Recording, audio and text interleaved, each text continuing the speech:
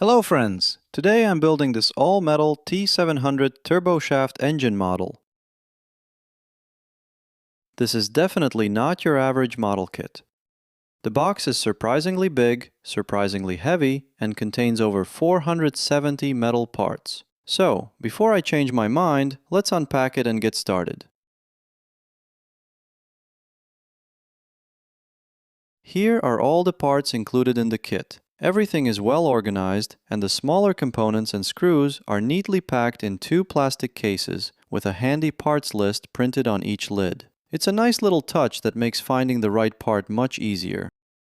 The instructions are clear and the assembly is quite straightforward, so I'm going to let the build do most of the talking. And don't worry, I spared you about 200 shots of me tightening screws. Trust me, after the first 5, you've seen them all. So sit back, relax, and let's build a Black Hawk engine.